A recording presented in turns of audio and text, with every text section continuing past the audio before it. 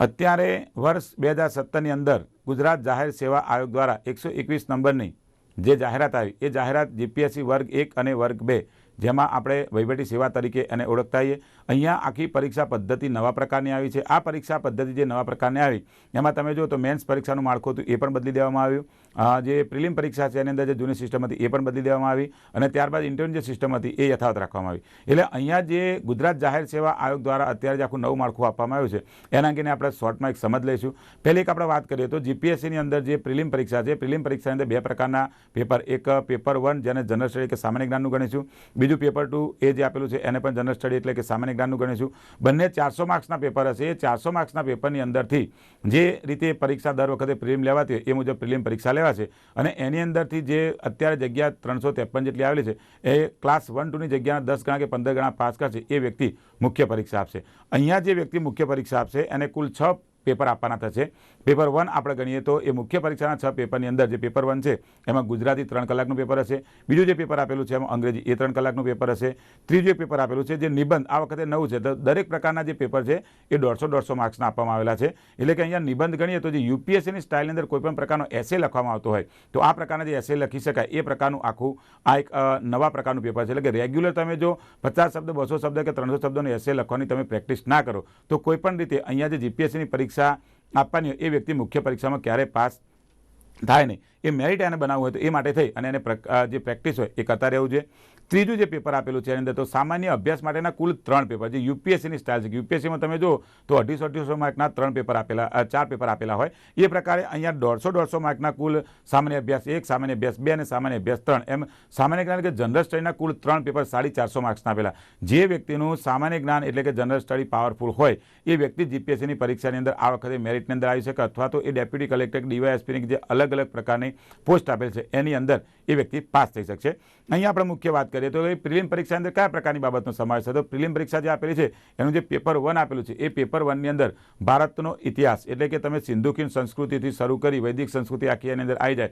ત્યારબાદ ભારતની અંદર આવેલા વિવિધ પ્રકારના જે રાજાઓ હતા એમને આક્રમણ કર્યા એ બાબતનો એમાં સમાવેશ થાય. ચંદ્રગુપ્ત મૌર્યનો સમાવેશ થાય, ત્યાંથી તમે જો તો અશોકનો સમાવેશ થાય. ત્યારબાદ જે પ્રાચીન ભારતની અંદર હર્ષવર્ધન નામના જે રાજા હતા થાનેશ્વર ત્યાંનો સમાવેશ થાય. ત્યાર પછી 743 પછી ભારતની અંદર જે મોહમ્મદ બિન કાસિમ નામના વ્યક્તિએ ભારત ઉપર હુમલો કર્યો અને એ હુમલા પછી ભારત ઉપર એક અજેય પ્રકારનું જે રાષ્ટ્ર હતું ભારત કે જેને ક્યારે જીતી શકાય નહીં એ ભ્રમ ભાગ્યો. ત્યારબાદ મોહમ્મદ ગઝની, મોહમ્મદ ઘોરી એમના ભારત ઉપર હુમલા થતા રહ્યા. મધ્યકાલીન ભારતનું જે આખો ઇતિહાસ છે કે ભાઈ મોહમ્મદ ઘોરી, મોહમ્મદ ગઝનીના હુમલા પછી ભારતની અંદર એક પ્રકારે જે કુતબુદ્દીન ઐબક હતા ત્યાંથી શરૂ કરીને ઇલ્તુત્મિશ જે હતા ત્યાંથી શરૂ કરી અને બાબર અને બાબર પછી આખો જે મુઘલ વંશ ચાલ્યો ત્યાં સુધીનો આખો જે મધ્યકાલીન ભારતનો જે ઇતિહાસ છે એ પ્રકારના પ્રશ્ન આપણને અહીંયા જે પ્રિલિમ પરીક્ષાના ટોપિકમાં આપણને જોવા મળે. બીજા એક ટોપિકની વાત કરીએ તો જીઓગ્રાફી એટલે કે ભૂગોળ. તો ભૂગોળની અંદર વિશ્વ ભૂગોળ એમાં આપવામાં આવેલું છે. ભારતનું ભૂગોળ એની અંદર આપવામાં આવેલું છે. વિશ્વ ભૂગોળના જે દરેક ટોપિક છે દરેક ટોપિકનો અહીંયા આપણે સમાવેશ થતો જોવા મળે છે. ભૂગોળની અંદર તમે ગણો તો એવરેજ 46 માર્ક્સ જેવું હોય એ તમે ગ્રાફિકલી એને યાદ રાખો.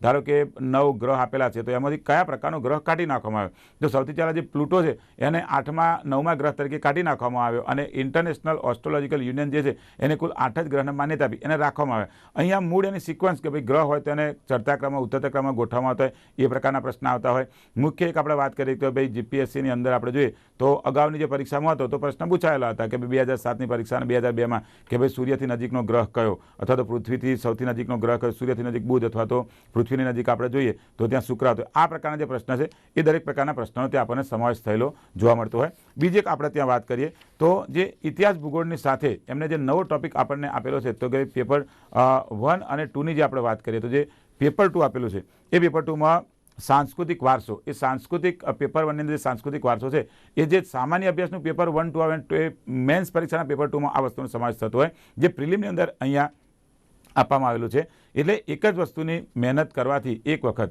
બંને જગ્યાએ આપણને માર્ક્સ મળતા હોય. એનો જે સાંસ્કૃતિક વારસામાં ભારત અને ગુજરાતનો સાંસ્કૃતિક વારસો એમાં અલગ અલગ પ્રકારના ટોપિકનો સમાવેશ કર્યો કે ભાઈ ગરબા છે અથવા તો એના નૃત્ય છે અથવા એની બોલી છે અથવા એના લોકો છે, એના રિવાજો છે, એના તહેવારો છે. આ દરેક પ્રકારની વસ્તુનો ત્યાં સમાવેશ થતો હોય એને ટુ ધી પોઈન્ટ તૈયાર કરવું પડે. 3 નંબરનો જે ટોપિક અંદર આવેલો કે ભારતની રાજ્ય વ્યવસ્થા, બંધારણ, સામાજિક ન્યાય અને આંતરરાષ્ટ્રીય બાબતો. અહીંયા જે ભારતની રાજ્ય બંધારણ અને જે ભારતની રાજ્ય વ્યવસ્થા બાબતની વાત કરી તો બંધારણ બંધારણના જે પ્રશ્ન આવતા હોય એમાં મોટાભાગે તમે જો તો 3 પ્રકારની સિસ્ટમથી પૂછાતા હોય. ભારતના બંધારણનો એક ઇતિહાસ પૂછાતો હોય, ભારતનું બંધારણ જે આપેલું છે એની સાથે ભારતના બંધારણના પ્રતીકો પૂછાતા હોય, ભારતના બંધારણનો જે અનુચ્છેદ આપેલા એના અંગેના પ્રશ્ન આવતા હોય, ભારતના બંધારણના અનુચ્છેદની સાથે એમાં થયેલા વિવિધ પ્રકારના સુધારા વધારા અને સુધારા વધારાનો જે અનુચ્છેદ નંબર 368 આપેલો છે એના લગતા પ્રશ્ન પૂછાતા હોય. એની સાથે ભારતની કેટલી અનુસૂચિ હતી, ભારતના શરૂઆતના બંધારણની અંદર 355 જેટલા અનુચ્છેદ હતા, જે અત્યારે 444 કરતાં વધારે અનુચ્છેદ થયેલા છે. એ પ્રકારના ત્યાં પ્રશ્ન આપણને જોવા મળતા હોય. અને બીજા એક ટોપિકની આપણે વાત કરીએ તો એની સાથે આપણે જોઈશું તો જે લાસ્ટ ટોપિક જે પેપર 1નો આપેલો છે એમાં સામાન્ય બૌદ્ધિક ક્ષમતા, એટલે કે સામાન્ય બૌદ્ધિક ક્ષમતા જે આપેલી છે એમાં ગણિતના ધોરણ 5થી શરૂ કરી અને ધોરણ 10 સુધીના દરેક પ્રકારના જે ચેપ્ટર આપેલા છે એ દરેક પ્રકારના ચેપ્ટરનો સમાવેશ થતો. અહીંયા વાત કરીએ તાર્કિક અને વિશ્લેષણ ક્ષમતા, સાદી ભાષામાં આપણે કહીએ ને તો એક રિઝનિંગ પ્રકારે એને આપણે ગણી શકીશું. એ સિવાય સંબંધ વિષયક પ્રશ્નો કે જે લોહી સંબંધિત, કુટુંબ સંબંધિત પ્રશ્ન આવતા હોય એ પ્રકારના ત્યાં પ્રશ્ન પૂછાય. ઘડિયાળ, કેલેન્ડર, ઉંમર સંબંધિત પ્રશ્નો હોય એ પ્રકારના ત્યાં પ્રશ્ન પૂછાય. ભારતના રાષ્ટ્રીય પ્રતીકો જે અલગ અલગ પ્રકારે આપણે જોઈએ તો ધારો કે કોઈ પણ પ્રકારનો પ્રશ્ન પૂછાય તો ભારતના જે રાષ્ટ્રીય પ્રતીક છે તો સૌથી પહેલાં આપણે જે આપણા રાષ્ટ્રપતિ બન્યા એ રાષ્ટ્રપતિએ ભારતનું જે બંધારણ છે એના માટે થઈ અને જે બંધારણ સ્વીકાર્યું એ જ સમયગાળામાં એમણે ભારતનો રાષ્ટ્રધ્વજ એ સ્વીકાર્યો, ભારતનું રાષ્ટ્રીય ગાન જન ગણ મન એ સ્વીકાર્યું, રાષ્ટ્રીય ગીત તરીકે આપણે ગણીએ તો વંદે માતરમને સ્વીકાર્યું.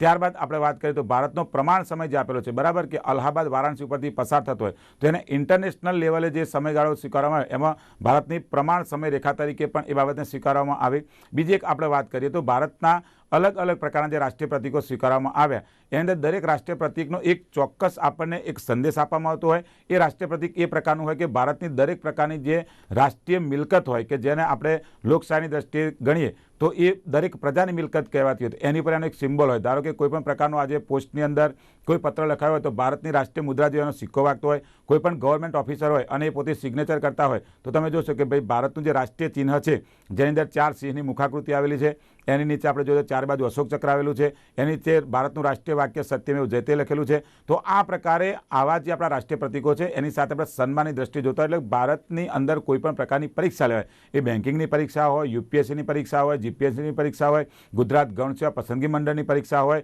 તો દરેકની અંદર ભારતના બંધારણના પ્રતીક વિશેનો 1-2 પ્રશ્ન ત્યાં આપણને જોવા મળતો હોય. આ બાબતને ધ્યાનમાં રાખી આપણે રાષ્ટ્રીય પ્રતીકો વિશે હવે પછીની ચર્ચા કરીશું. અત્યારે ભારત સરકારની અલગ અલગ પ્રકારની જાહેરાત આવતી હોય, ગુજરાત સરકારની ગુજરાત જાહેર સેવા આયોગ, ગુજરાત ગૌણ સેવા પસંદગી મંડળ, એની સાથે ગુજરાત ગૌણ સેવા પસંદગી મંડળની સાથે પંચાયત સેવા પસંદગી મંડળ અને પોલીસ કોન્સ્ટેબલ અથવા તો પીએસઆઈ બોર્ડ દ્વારા વિવિધ પ્રકારની જાહેરાત આવતી હોય. એમાં એક મુખ્ય વિષય તરીકે ભારતનું બંધારણ જે ગણવામાં આવતું હોય, ભારતના બંધારણની અંદર આપણે મુખ્ય બાબત ગણીએ તો ખાસ કરીને પ્રતીકો અને પ્રતીકની અંદર કયા પ્રકારના પ્રશ્ન પૂછાતા હોય એની આજે આપણે ચર્ચા કરીશું. એમાં અલગ અલગ ગણીએ તો 22 થી 27 જેટલા પ્રતીક હોય. એમાં સૌથી પહેલાં આપણે ભારતના જે રાષ્ટ્રીય ચિહ્ન છે એનું મહત્ત્વ શું અથવા તો કેવા પ્રકારના પ્રશ્ન પૂછાય એના વિશે આપણે શોર્ટમાં અને ટૂંકમાં જોઈશું. રાષ્ટ્રીય ચિહ્ન 4 સિંહની મુખાકૃતિ 4 સિંહની મુખાકૃતિ તરીકે ઓળખાય છે. 26મી જાન્યુઆરી 1950થી સ્વીકારવામાં આવેલ છે. રાષ્ટ્રીય ચિહ્નોમાં અશ્વ, આખલો, હરણ, હાથી એમ 4 પ્રાણી અશોક ચક્રથી વિભાજિત છે. મુંડકોપનિષદમાંથી સત્યમેવ જયતે શબ્દ લેવામાં આવ્યો છે.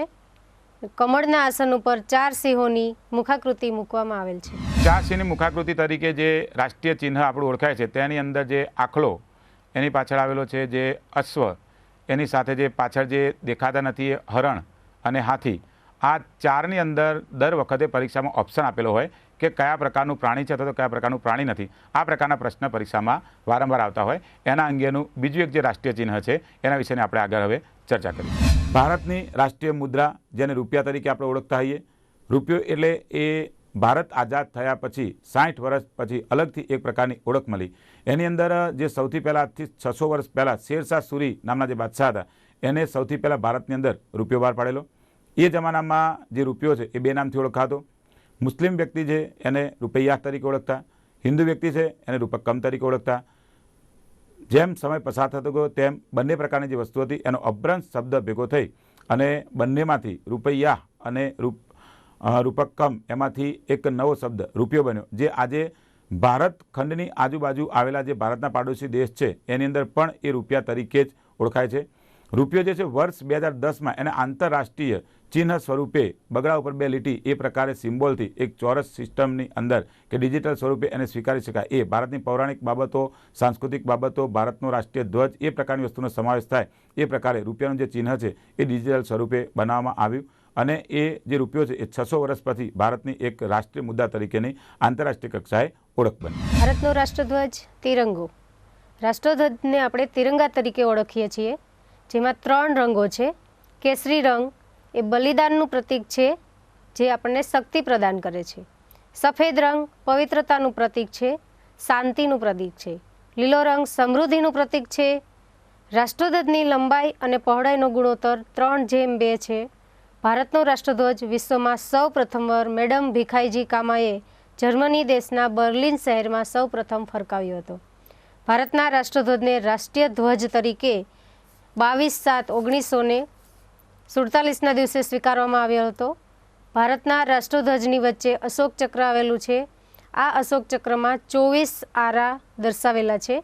અશોક ચક્ર સારનાથ ખાતે આવેલા અશોક સ્તંભમાંથી લેવામાં આવ્યો છે અને અશોક ચક્રનો રંગ ભૂરો વાદળી છે. વાઘ એ ભારતનું રાષ્ટ્રીય પ્રાણી છે. ઈસવીસન 1972ના વન્યજીવ સંરક્ષણ ધારા હેઠળ વાઘને એક રાષ્ટ્રીય પ્રાણી તરીકે સ્વીકારવામાં આવ્યું. એને સંપૂર્ણ રક્ષિત પ્રાણીનો દરજ્જો આપવામાં આવ્યો. વાઘની જાતિમાં જે રોયલ બેંગોલ ટાઈગર ગણવામાં આવે છે, જે ભારતના એક રાષ્ટ્રીય પ્રાણી તરીકે એને ગણવામાં આવેલું છે અને એ મુજબ એને સંપૂર્ણ રક્ષિત પ્રાણીનો દરજ્જો અપાયેલો છે. રાષ્ટ્રીય ગાન જનગણ મન. રાષ્ટ્રીય ગાનને આપણે જનગણ મનને આપણે રાષ્ટ્રીય ગાન તરીકે ઓળખવામાં આવેલ છે.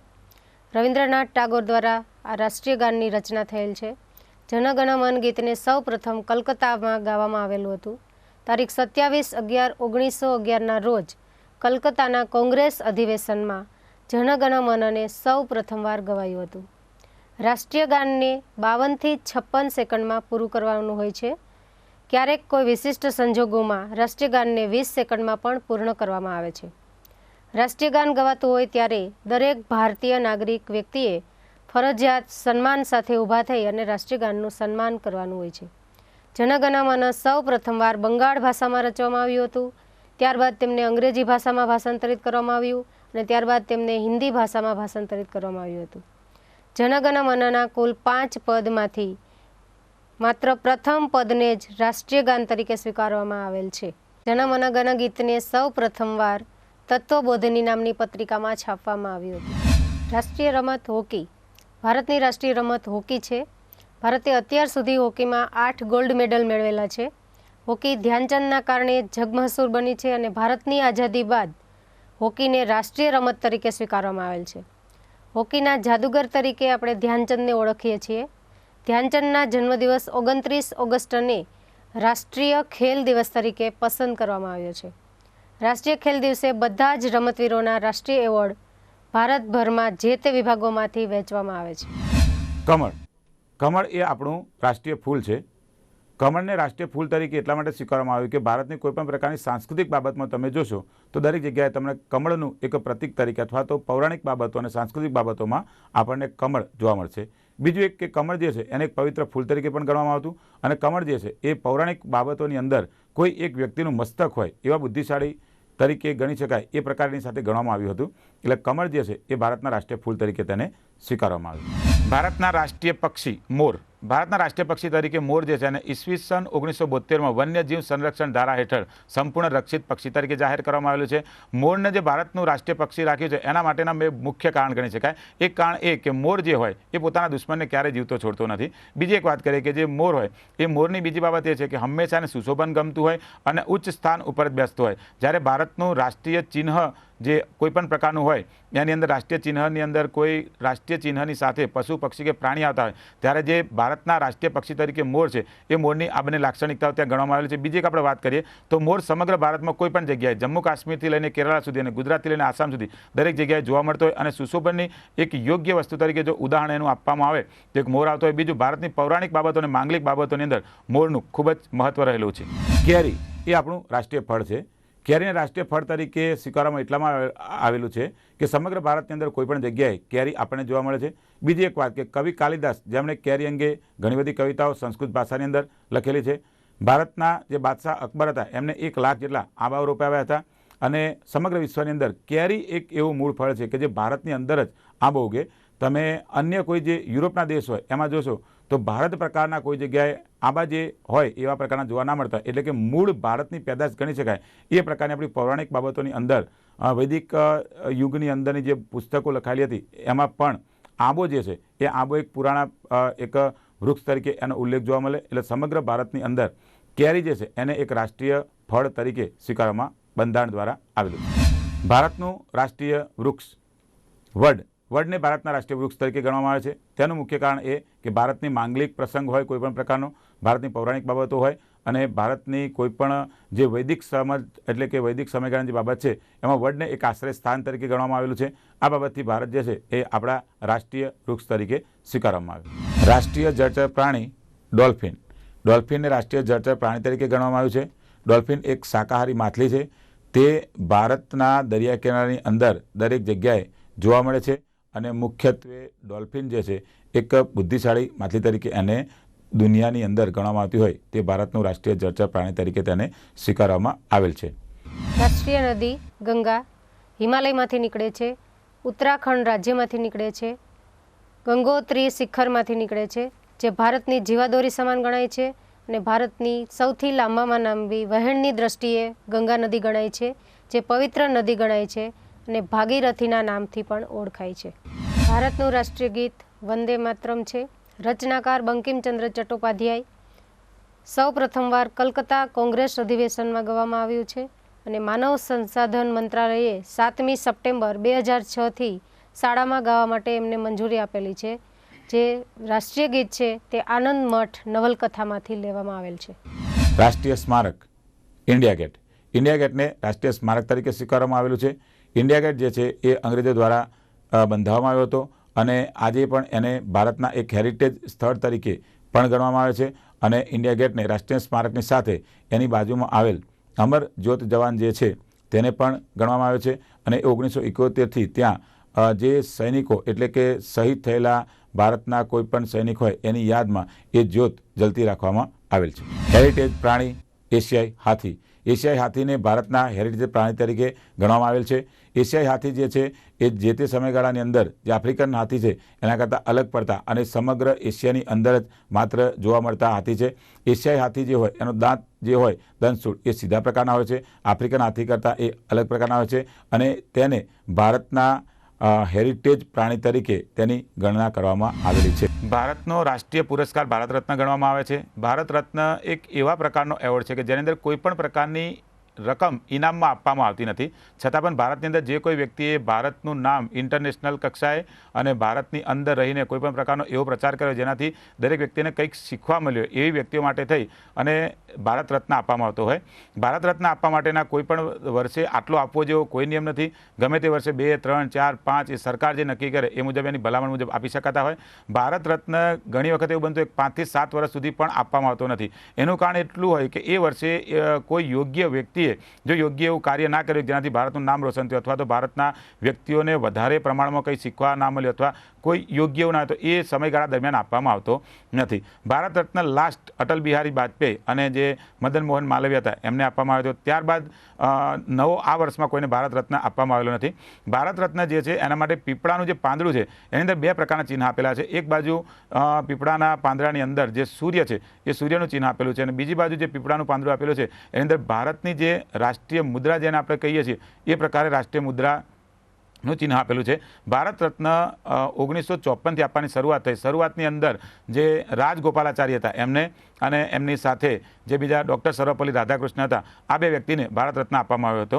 ભારત રત્ન મેળવતી વ્યક્તિ હોય એને સરકાર દ્વારા એક પ્રમાણપત્ર આપવામાં આવતું હોય. એની સાથે એને બ્લુ રિબનની અંદર ભારત રત્નનો જે ભારત રત્નનો સીલ છે એ પહેરવામાં આવતો હોય અને ભારત રત્ન મળનારી વ્યક્તિને એક કોઈ કેબિનેટ કક્ષાના મંત્રીને જેટલું પેન્શન મળતું હોય એ પ્રકારનું એને પેન્શન મળતું હોય. ભારત રત્ન જે વ્યક્તિને મળતો હોય એ પોતાની નામની આગળ ભારત રત્ન એવું લખી શકશે અને ત્યાર પછી જ એના નામની શરૂઆત થશે. આ એક વિશિષ્ટ પ્રકારનો ભારતનો સર્વોચ્ચ એવોર્ડ કહી શકાય એ પ્રકારનો છે અને એની અંદર આ વસ્તુને ધ્યાનમાં રાખવી. રાષ્ટ્રીય પંચાંગ ભારત આઝાદ થયા પછીના 10 વર્ષ પછી સ્વીકારવામાં આવ્યું.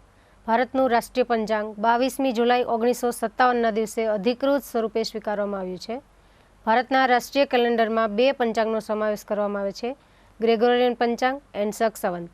ગ્રેગોરિયન કેલેન્ડર છે જેનો પ્રથમ માસ જાન્યુઆરી છે, જ્યારે શક સંવત જેનો પ્રથમ માસ ચૈત્ર માસ છે. ભારતના રાષ્ટ્રીય કેલેન્ડરમાં દર ચોથા વર્ષે લીપ યર આવે છે. લીપ યર એટલે 29 ફેબ્રુઆરી એક વધારાના દિવસ તરીકે ઉમેરવામાં આવે છે. ચૈત્ર માસનો પહેલો દિવસ સામાન્ય વર્ષમાં 22 માર્ચે આવે છે, જ્યારે લીપ યર 21મી માર્ચના દિવસે આવે છે. ભારતની રાષ્ટ્રીય વાનગી જલેબી છે. પશ્ચિમ એશિયામાં જેમની શોધ થયેલી છે. ફારસી શબ્દ જિલીબિયા શબ્દ પરથી જલેબી શબ્દ બનેલો છે અને જલેબી શાકાહારી ફરસાણ તરીકે ઓળખાય છે. રાષ્ટ્રીય વાક્ય સત્યમેવ જયતે. સત્યમેવ જયતેને રાષ્ટ્રીય વાક્ય તરીકે એટલા માટે સ્વીકારવામાં આવ્યું કે એ મુંડકો ઉપનિષદ જે છે એની અંદર એક ઇથિક્સ તરીકે નીતિશાસ્ત્રના વાક્ય તરીકે એમાં ઉલ્લેખ કરવામાં આવેલો છે. જે અશોક ચક્ર આપણે અને અશોક સ્તંભ જે સ્વીકાર્યો એમાં આપણી જે રાષ્ટ્રીય મુદ્રા છે એની નીચે આપણે આપણું રાષ્ટ્રીય વાક્ય પણ લખેલું છે. સત્યમેવ જયતે જે છે એક ધર્મ કેવા પ્રકારથી ચાલતો હોય અને ધર્મની સાચી બાબત છે એ રજૂ કરવા માટેનું આ વાક્ય છે અને ભારતના રાષ્ટ્રીય વાક્ય તરીકે તેને સ્વીકારવામાં આવેલું છે.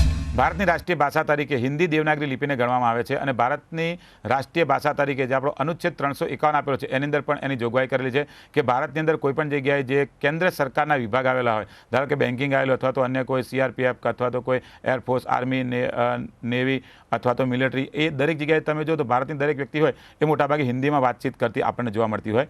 હિન્દી જે છે એ દેવનાગરી લિપિની અંદરથી જ ઉતરી આવેલી એક ભાષા છે અને એ ભાષાને ભારતની રાષ્ટ્રીય ભાષા તરીકે જાહેર કરવામાં આવેલી છે. બીજી એક વાત આપણે કરીએ તો ભારતનું જે બંધારણ છે એ ભારતનું બંધારણ શરૂઆતની અંદર અંગ્રેજીમાં બન્યું હતું, ત્યારબાદ એ ભારતનું બંધારણ છે એ હિન્દીની અંદર ટ્રાન્સલેટ થયેલું. ફર્સ્ટ ભાષા તરીકે રાષ્ટ્રીય ભાષા તરીકે આપણે હિન્દીને ગણીએ, સેકન્ડરી લેંગ્વેજ તરીકે ઇંગ્લિશને ગણવામાં આવેલી છે.